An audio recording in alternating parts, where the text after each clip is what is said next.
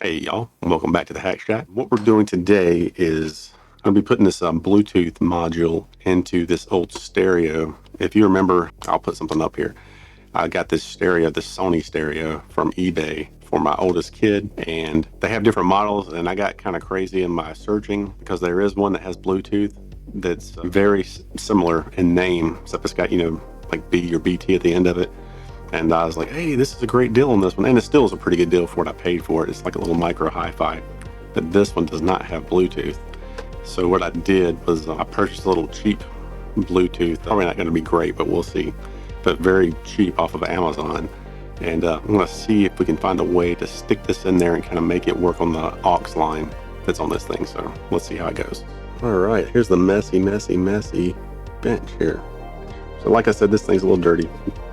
And it had a bunch of tape residue on it from where it came in from the eBay place, I guess. So I need to clean that off still. Let's open it up and see if we can figure out a good place to tap in here with this Bluetooth module, and if we can get the right kind of power.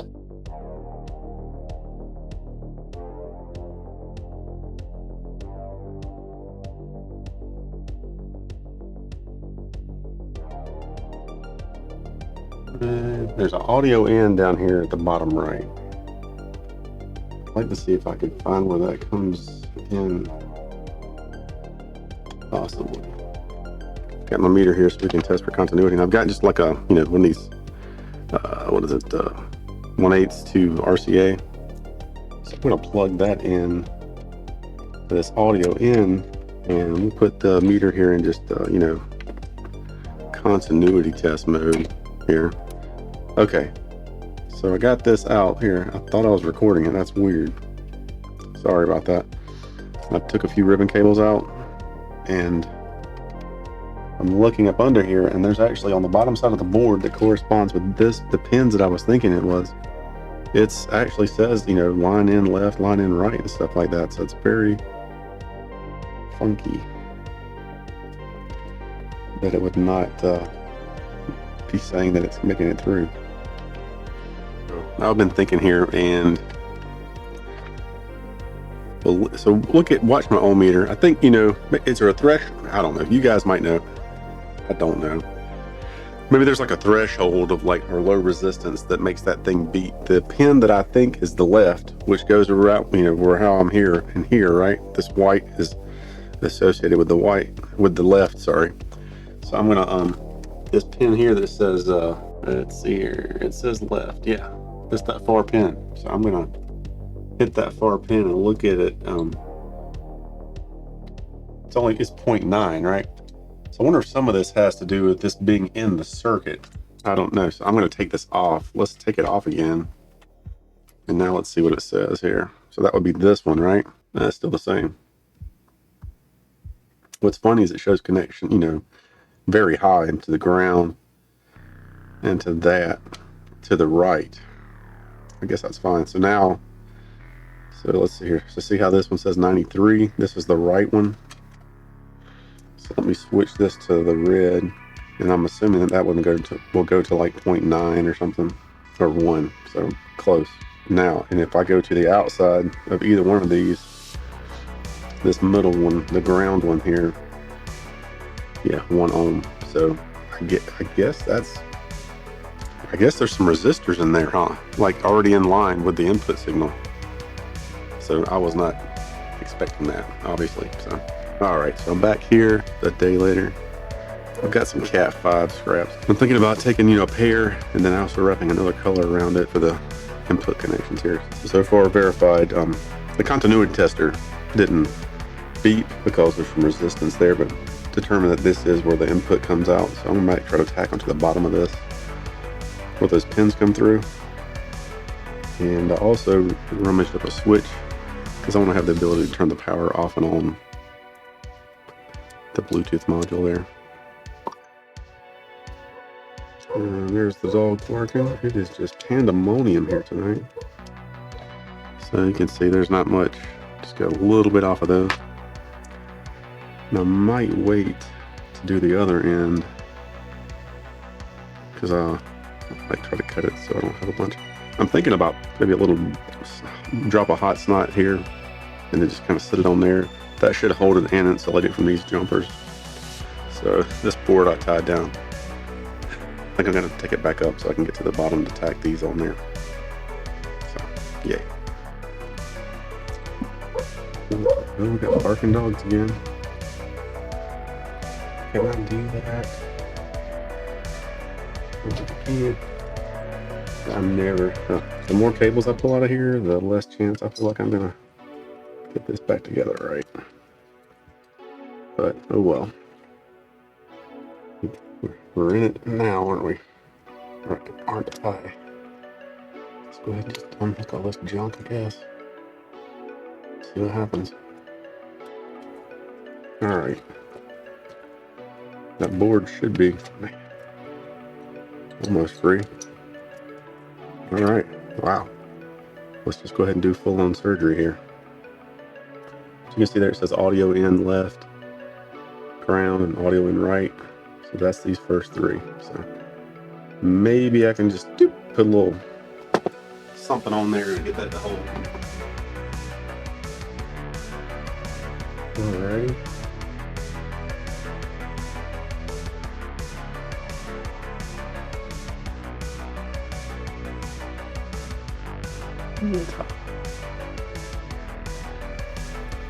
Alright. Found the hot glue gun. So what I'm going to try to basically do is put a little strain relief glue on there. Right there.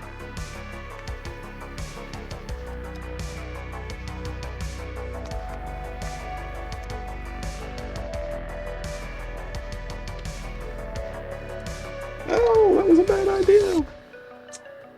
All right. That's kind of messy, but oh well. I think so. That'll keep it from wiggling around quite so much and putting pressure on those solder points. So let's stick this back in here. And this one's right here. That's right there. And that one's right there. Start hooking this back up.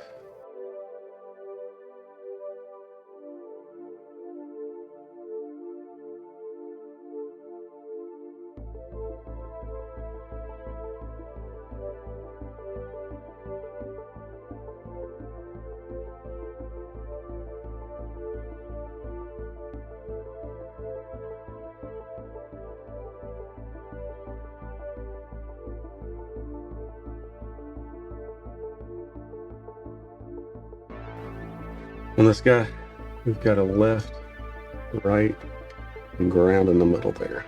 See there? RGL. So that's where these are going to go.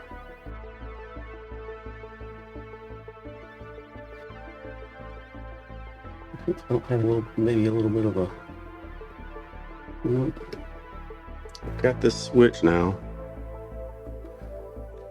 Got the drill. Where's my switch? Right here. Okay.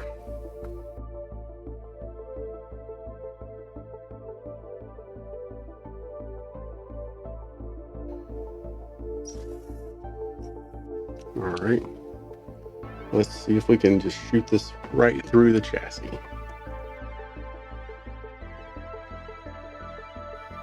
There we go. I think we're through. Let's see if the switch goes through. It would appear that it does.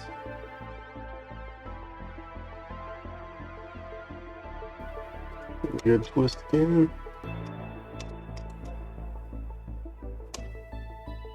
All right.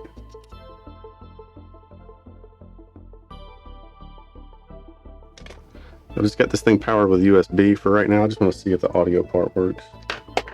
So it's in audio in mode, so I don't have to put the thing back on. Let's just see with some jumpers if it makes any sound. All right, so I'm gonna go just pick on red and black here for one channel. Here's one jumper. We'll hook you there. Then I'll hook this to this red jumper here. Okay, here's this one. All right. Now, I'm gonna use my phone here on the Bluetooth. Bluetooth is on. Pair a new device. What's this guy? HWBT. Let's see. Yes. I don't know what that was, but that's made sound. Let's look for some YouTube audio libraries on there or something. Let's do white pad because we know his stuff is okay. Yep, let's try this. See what it does. Sounds like it's working to me. You know what? I'm gonna see if I can plug this up while it's on, which is probably a terrible idea. Let's see if I can get a little more volume out of this. Don't do this at home, kids.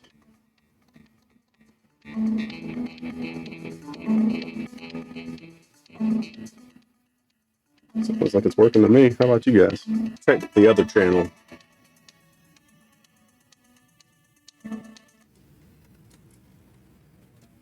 Put black in there. Yep. So both channels are working.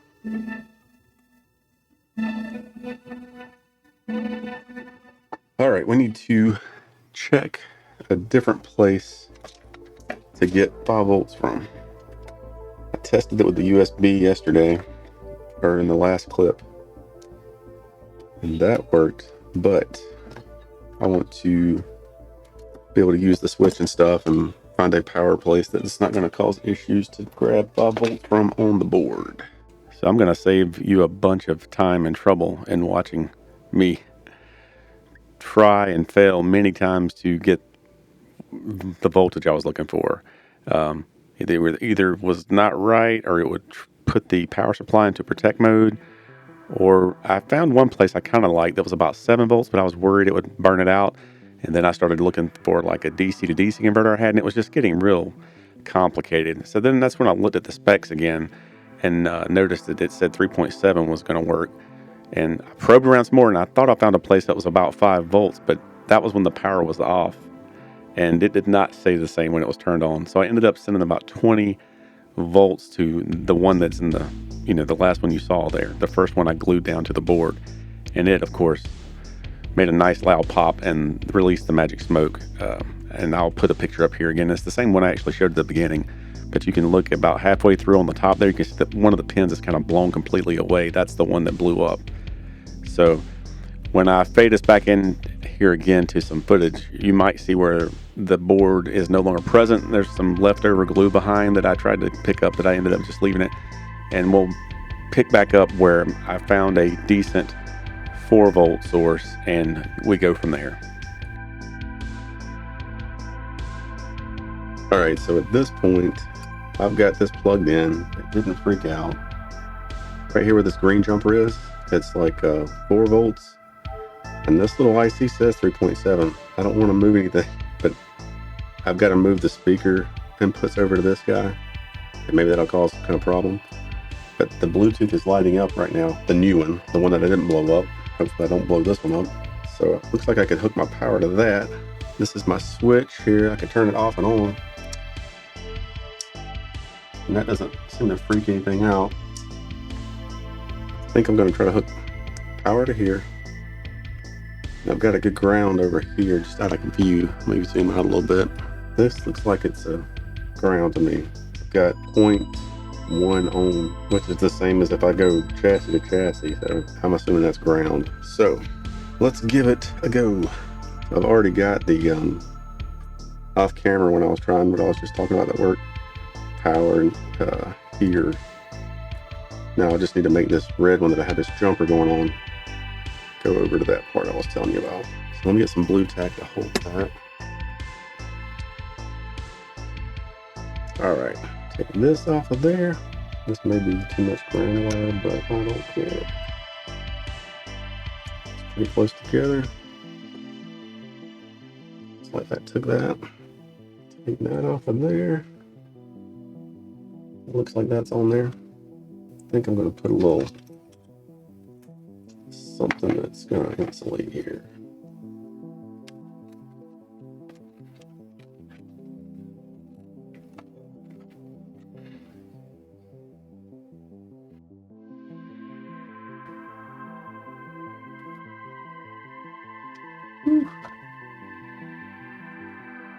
All right, let's see if that'll hold.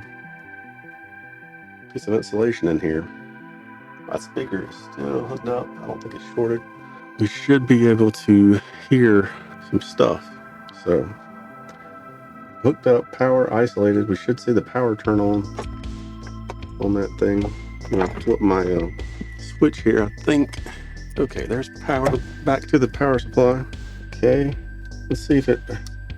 So it's already got juice before I even turn it on. So there's a switch back here in the back I put in, remember? So let's see if it stayed on. This right here, left it hanging. That might be why this didn't power up. Let's plug that in. Let's try to play something. Let me find something from White Bat, because he doesn't, he'll let us play it. So while that's playing, I'm going to switch the output of the speaker here to make sure that I've got both channels up here.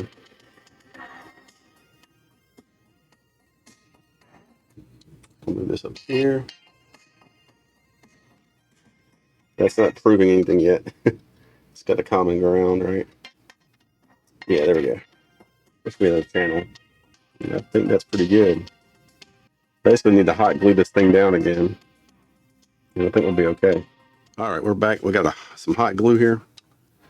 I'm going to try to just put a smoosh down kind of where this was before and just kind of stick it on there, and hopefully that'll be enough padding to keep it off the board, right?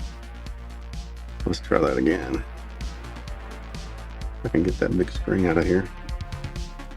All right. Let's keep away from the power. Let's just hold it right here for a second. All right, there we go. All right, that's good. So I think we just need to put the thing back together. Say bye-bye to this guy. Going in the garbage.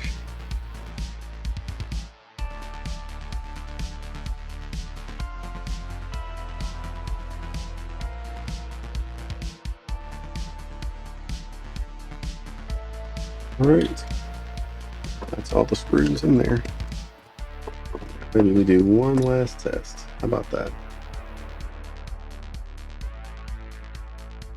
Okay, so now we're gonna see if we can clean this thing up a little bit.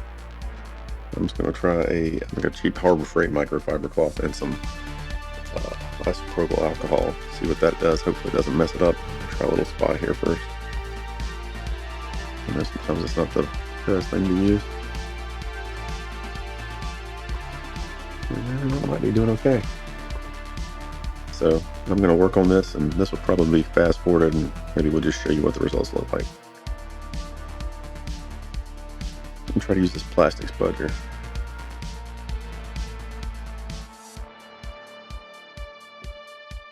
Ugh, gross.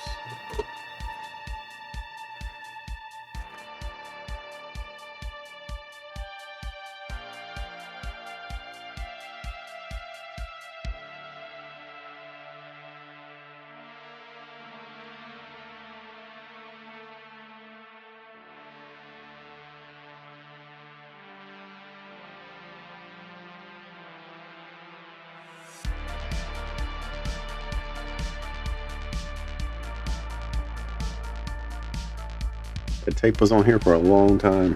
I think that's as good as this side's gonna get. It's better than it was though.